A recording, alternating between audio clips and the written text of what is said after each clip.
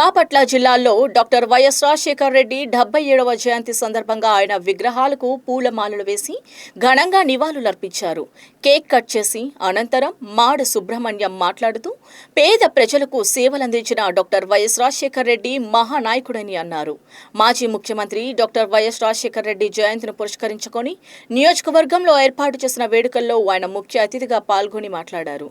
పేద ప్రజలు, మహిళలు, విద్యార్థులు, రైతుల కష్ట నష్టాలను పాదయాత్రలో తెలుసుకొని 108 రుణమాఫీ, ఫీజు రియంబర్స్మెంట్, ఆరోగ్యశ్రీ వంటి సంక్షేమ పథకాలను బడుగు బలహీన వర్గాలకు అందించిన మహానుభావుడన్నారు.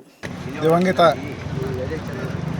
రాజశేఖర రెడ్డి గారి 77వ జయంతి సందర్భంగా ఘనమైన నివాళి అర్పించడం జరిగినది.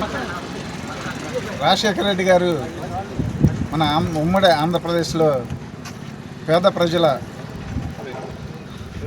కష్ట నష్టాలు, వారి యొక్క బాధలు తెలుసుకోవటానికి 2004లో ముఖ్యమంత్రి అవ్వకముందు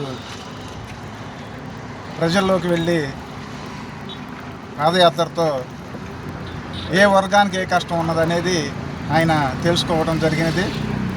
ప్రతి ఒక్కరి కష్టాలు, రైతుల కష్టాలు, మహిళల కష్టాలు, విద్యార్థుల కష్టాలు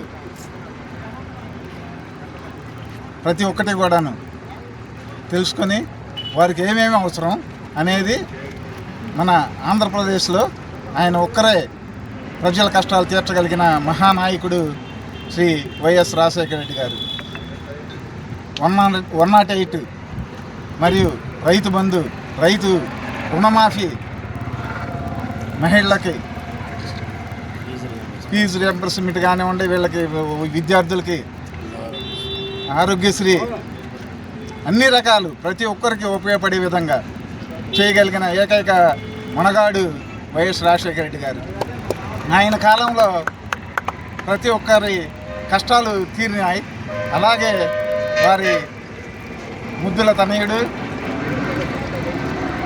శ్రీ జగన్మోహన్ రెడ్డి గారు పాదయాత్ర ప్రారంభించి ఆయన కూడా మన ఆంధ్రప్రదేశ్లో ఎవరికి ఏ కష్టాలు ఉన్నాయో తెలుసుకొని నవరత్నాల ద్వారా ప్రతి ఒక్కరి కష్టాలు తీర్చడం జరిగినది.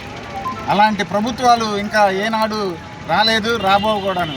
వారు చేసే పేద ప్రజలకి చేసే మంచి పనులు రాబోయే కాలంలో ఇంకా జరగాలని 2029లో శ్రీ జగన్మోహన్ రెడ్డి గారు మళ్ళీ ముఖ్యమంత్రి కాబోతున్నారు.